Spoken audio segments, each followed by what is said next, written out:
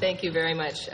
Well, thank you very much to the organizers. It's really an honor to be here. As I've told some of you, I am a UVA graduate, and after my troublemaking days on race and gender issues in the 80s, I certainly didn't expect to be sitting in the donor room of the Rotunda talking about race and criminal punishment. So it's really a pleasure and an honor and quite moving for me to be here. So thank you very much. I want to actually build on that terrific panel from this morning. Some of my comments, I hope, will help build on that great conversation and particularly try to talk a bit more about how do we understand the mechanisms through which this such dramatic racial inequality and criminal punishment has occurred. And I'd like to situate my discussion of the politics of race and criminal justice today in the context of a structural feature of American politics that is as old as the Republic itself, and that is federalism. And I was pleased to see it came up earlier today. One of the functions, well, let me begin actually by saying that the title of my talk is probably somewhat odd and paradoxical. We're not used to using the word invisibility when we talk about African Americans in the criminal justice system. In fact, we're quite accustomed to thinking about blacks as hypervisible in the justice system, in prisons and in arrests.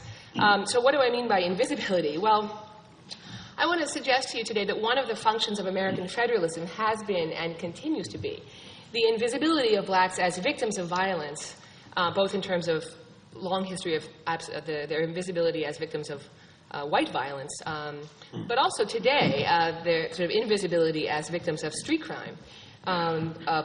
Young black males are something like 7 times as likely to be victims of homicide compared to young white males, which is just a staggering number. But also the invisibility of African Americans as objects of hundreds of years of racial hierarchy that have created the conditions in which so many African Americans live, which, as we all know, are disproportionately suffering from poverty and all of the ill effects of poverty. So let me just back up a little bit and think historically about federalism.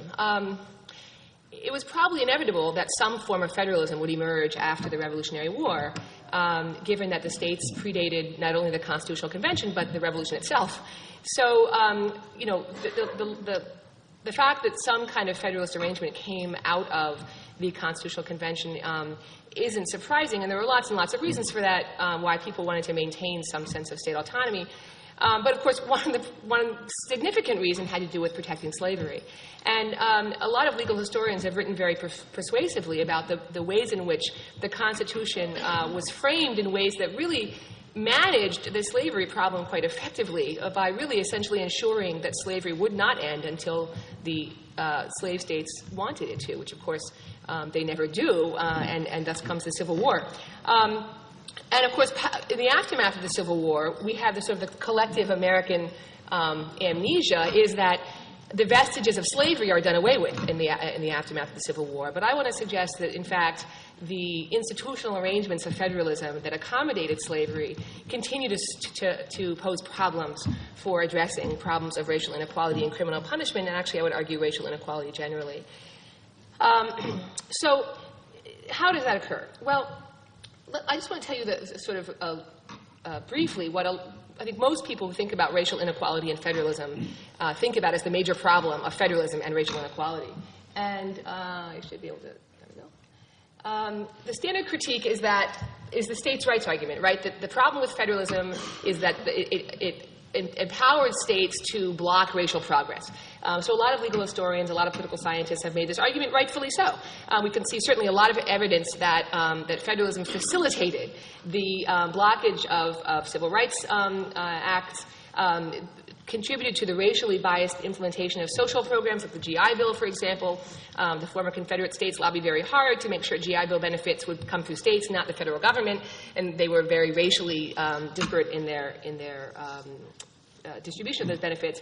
And then also these sort of ongoing appeals that the states' rights narrative has that are allegedly race-neutral narratives but have a long history of racially biased outcomes. That's the standard critique, and I don't disagree with it. But I want to add, in some ways I want to say, that's bad, but things are actually worse. That there are other elements of federalism that contribute to the marginalization of of black interests and to the ability of our political process to generate such huge disparities in criminal punishment on the basis of race. So one of them has to do with the construction of a limited or weak central government. Now, I feel a little funny saying this south of the Mason-Dixon line, because, of course, that's not the story that we tell ourselves typically about our national government, right? The standard critique is it's too big, it's too strong, it's too powerful. And relatively speaking, relative to the framing of the Constitution, our national government is certainly stronger for lots and lots of different kinds of reasons. And Congress now legislates in policy areas that were unimaginable in the late 18th century. But relative to most democracies, certainly democracies we would compare ourselves favorably to, we have what is considered a fairly weak central government. And that is because Congress has enumerated powers. It is constrained in the kinds of issues that it is supposed to deal with. Now, again, granted, I understand that issues have proliferated across congressional agendas for lots of reasons, but nonetheless, very often Congress is shoehorning social policy into some enumerated power, the Commerce Clause, or some enabling legislation from a constitutional amendment. So one of the functions of federalism was to ensure that the new central government would not have the capacity to abolish slavery. And this essentially maintained for the states broad police powers to address social policy. And in fact, social policy were generally left up to states, and Congress was not expected to address most social policy issues. So there are a couple of implications of this that I'll talk about in a minute. Another element of federalism that is problematic, and I'll talk in detail about why these are problematic in a moment, is this notion of multiple legislative venues. That is, there are lots and lots of places where people can intersect with the political process and press their concerns. Now, this is generally regarded by most political scientists as a democracy-enhancing feature of our political system. We typically talk about federalism that way. But it also serves to marginalize low-income people, because it's very difficult, actually, to be active on multiple legislative agendas at the same time. And so if you're in an urban neighborhood and you're trying to battle guns in your neighborhood, for example, the most you can probably do is rally some people together to come down to a city council hearing. But to get to the state capitol, which might be 100, 200 miles away, to get to Congress, that's virtually impossible. But there are groups that get to Congress and state capitals. In fact, there are groups that get to multiple state capitals and local environments. And they migrate very effectively across legislative venues. But they tend to be narrowly focused groups with narrow interests, groups whose interests intersect with in the crime arena, generally a sort of status quo story about white victims and non-white offenders. So let me give you a little more concrete examples of what I'm talking about here. The first problem of the limited central government, and again, this is, I think, very counterintuitive for what we're used to thinking about when we think about our system of government. But one of the consequences for thinking about crime is that mostly state governments address crime, and actually really mostly local governments are on the front lines of dealing with crime. So when Congress deals with crime, the fact that Congress doesn't actually have any sort of real jurisdiction over crime means that issues come and go. And Congress is very susceptible to the issue du jour, right? So if you look, this is just an example of about 2,000 congressional hearings on crime over a 30-year period. And what you can see is waxing and waning of issues. And this is just 5 substantive or 6 substantive topics I picked out, and this is the percentage. So you can see, for example, in the 70s, a lot of hearings, anywhere from 20 to 25% of all congressional hearings on crime were about police, prisons, guns. I just put a couple of events in here to give you some historic perspective. So the Attica prison riots and a lot of agitation around prison conditions and policing and riots are going on at this time. And Congress is holding hearings, and they're paying attention. And then that just falls off the agenda. By the late 70s, those issues are just gone. I mean, they're never more than 10% of hearings again, except for very briefly in the mid-1990s. Now, look at drugs, which is the sort of purple. Drugs just explode onto the congressional agenda in the 80s. Now, Len Bias's death, I think, is sort of, I put that up there just because it's sort of counterintuitive, where it's a rare example of what I would say a rare example of a black victim in the national news. I mean, when's the last time you remember seeing national news attention to a black crime victim? It's extraordinarily rare. And here's a case where you have, I don't know how many of you remember, but Len Bias was the he was going to be the next Magic. Well, I don't know. I'm trying to think of who the basketball stars were then. He was a first-round draft pick, the phenomenal star. Thank you. Right, Michael Jordan. And he died a very tragic and untimely death, allegedly after ingesting cocaine. And so there are a lot of events that begin to emerge on the national agenda. And of course, what happens is Congress picks up the drug issue because, for reasons people talked about before, it's an electorally valuable thing to do, really monopolizes. I mean, drugs occupied by the late 1980s almost more than half of all congressional hearings are on drugs. Now, if you look at what's happening in those hearings, it's really quite astonishing. Because Congress doesn't have to deal with crime of any kind, they don't have to hold drug hearings. States determine drug policy by and large. The type of interests that get heard in Congress tend to be very narrow. Who are they? Well, they're what we call policy entrepreneurs. They're people who lie in wait for their issue to arrive, and then in they go. And who are they? Well, they are two types of groups in particular. They are criminal justice agencies to a staggering degree. If you look at witnesses who appear before Congress on crime hearings, and this is just the substantive hearings, not hearings about oversight of the FBI and all those things where you'd expect to see the FBI showing up. 42% of all of the witnesses that Congress is hearing from come from criminal justice agencies. Police and prosecutors extraordinarily well represented before Congress.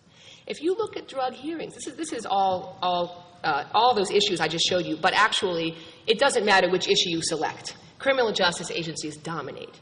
They are present, they are numerous, and what are they doing? Well, by and large, they're asking for more resources to do what they do. The police need more money to arrest more people. Prosecutors need greater tools for incarcerating people. We need more leverage to plea bargain. These are what agencies are typically asking for. And by the way, fair enough, right? That's what they do. But if you look at just drug hearings, for example, I don't have this to show you, but it's extraordinary to see, with all the possible ways of dealing with drug crime, right? All the different ways you could think about, well, what is legalizing? There's the problem of markets. Why is it that everybody uses drugs, but the collateral consequences of drug markets are all concentrated in poor urban neighborhoods? There are public health problems. There are lots of ways of framing the drug problem. But if you look at congressional hearings on drugs, you would be surprised maybe to learn that they are staggeringly disproportionate in terms of a focus on supply. It's all about making sure drugs don't get here and don't move around the country. And so the number of people who are actually advocating in Congress for urban minorities is virtually nil. It's virtually nil. Why is that? Well, back to my point earlier that it's very difficult to testify before Congress. It turns out to be costly in many respects. And you have to get invited, and people have to know who you are, and you have to have a budget. And it's really helpful to have a lobbyist, actually, which a lot of groups do, including criminal justice agencies. So one of the collateral consequences of Congress's ability to come in and out of issues is that it's very skewed who they hear from, because these policy entrepreneurs sort of lie in wait and they jettison in when they can. Another consequence of the sort of issues coming and going is that it becomes very difficult to sustain attention to the social conditions that give rise to crime. I call this the decoupling of crime from other social problems. It becomes very easy to decouple crime from other social problems. When you've just responded to some high-profile issue, you're not interested in talking about urban poverty.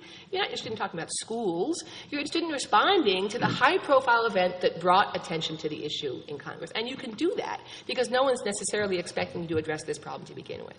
So that the ability of members of Congress, and quite frankly, the receptivity of members of Congress to decoupling crime from other social problems is very strong.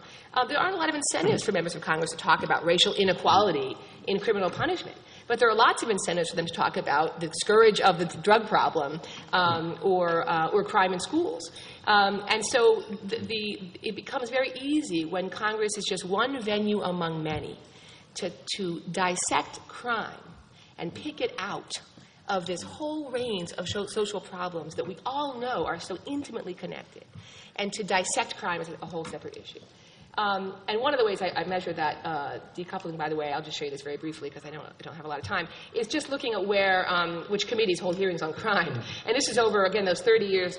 This is a smaller set of hearings, but 1,000 hearings. If you think, well, if people wanted to talk about crime in conjunction with other issues, you might expect to see committees like health, education, workfare, children, hunger, the District of Columbia. But as you can see, there are very, very small numbers of hearings being held in those committees. The exceptions are juveniles, where you do see more hearings in health, education, and workforce, although those are almost exclusively hearings about runaways and juvenile delinquents. There's virtually no connection being made at the congressional level between crime and juvenile delinquency and other social problems. I don't mean to overstate it. You'll find hearings where people are making those explicit connections. But institutionally, it's not set up to do that. Now, what does this look like in contrast to where the rubber meets the road, where most people experience crime? Well, one of the things I think we do in our emphasis on thinking about the problems of overrepresentation of blacks in the justice system is that we often overlook the overrepresentation of blacks as victims. And what you find if you go to urban areas is tremendous political mobilization around crime, really tremendous. And I'll just show you as an example in contrast. I'm sorry, I'm going to skip a few things. This is also crime hearings, right? These are legislative crime hearings just like in Congress, only these are in Philadelphia and Pittsburgh. And if you could notice, there's a reversal of criminal justice agencies are a very small number. And what you get are a lot of citizen groups. In the other slide, which I forgot to mention, as I said, urban minorities are very rarely there. The citizen interest groups that come before Congress are largely very mobilized, very organized, very narrow single-issue groups. The National Rifle Association, Mothers Against Drunk Driving, Partnership for Drug-Free America. And they intersect very nicely, I might add, with criminal justice agencies because they have largely the same interests. Longer sentences, more punishment, right? Decouple crime from other social problems. Locally, it's a whole different political environment. Somebody mentioned earlier I think it was Michelle, said something about crime. People aren't just asking for more police, they're asking for better schools, for better neighborhoods. That's exactly what I'm finding in the local data. You simply can't talk about crime locally without talking about other social problems, and people are doing it. If there's a civil rights agenda alive and well, it's in inner cities, and people are mobilized. We have this sense that urban neighborhoods are sort of, by definition, demobilized. Well, relative to a group like the NRA, which is just staggering resources, yes, they are. But they are politically active. They are politically engaged. And what you hear from the urban poor generally, but particularly minority groups, is a trying to force government to make good on the social contract, to force government to actually respond to the demands of community about schools, about neighborhood blight, about abandoned houses, about jobs, about juveniles, in conjunction with crime. And you can't hold a local crime hearing without those issues coming up. In Congress, you very clearly can. This is just to give you an idea of some of the neighborhood groups I came across in these hearings. I mean, they're just huge, but they're small, right? And they're from all over the place. I mean, these are mostly groups that are organized around social problems in their communities, and crime is one of them. But there are lots of other social problems as well. Okay, so I don't know how much more time I have. A couple minutes? Like 4 more minutes. Okay, great. So what I'm trying to suggest here is that there's a balkanization of minority interest that takes place in our federal system, where you have very active mobilization in urban areas, but it becomes very difficult to translate that mobilization up the federalism ladder, right? And I want to argue this is not accidental. I don't mean to suggest sort of conspiratorially, right, that today there's this deliberate effort to ensure that black interests don't migrate into state government or Congress. But what I'm saying is that our federal system was established, right, in part to ensure that blacks would not be recognized as people, or certainly I should say established to ensure that the federal government, the national government, would not have the capacity to interfere with the rights of states to marginalize blacks. And today it serves much that same function. So you end up with all these groups, in Newark, in Philadelphia, in Detroit, in Boston, in D.C., that are fighting very similar battles, actually, all over the place, but have very little capacity to organize collectively. A great example of this is the gun story. There's tremendous activity locally around dealing with guns and finding a way to limit access to guns.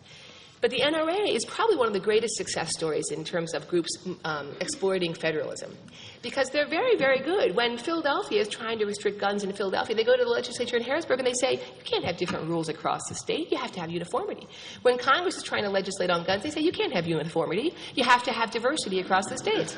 Right? It's very effective. When the cities want to sue gun manufacturers, they go to Congress and they got Congress to pass and President Bush to sign the bill that prohibits liability lawsuits against gun manufacturers. So it's not that people don't want gun control. They do, and people are mobilized around it, especially people who are living with the day-to-day realities of gun violence. They're mobilized and they're organized, but they're balkanized and disconnected, and they have trouble working their way up to the policy venues that matter the most. I think last comment. Somebody mentioned at the earlier panel these connections between, going back through American history and seeing the connections between the carceral state today and Jim Crow and convict lease and slavery. And someone said, people, the forces of racial hierarchy sort of search for new ways to achieve these same ends.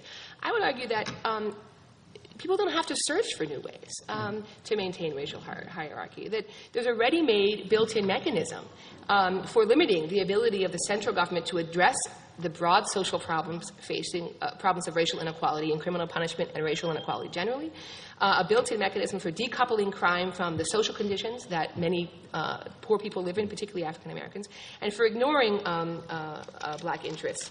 Let me, if I may, Ralph Ellison, this is from Ralph Ellison's book, The Invisible Man. He says, I am an invisible man. No, I am not a spook like those who haunted Edgar Allan Poe, nor am I one of your Hollywood movie ectoplasms. I am a man of substance, of flesh and bone, fiber and liquids, and I might even be said to possess a mind. I am invisible, understand, simply because people refuse to see me.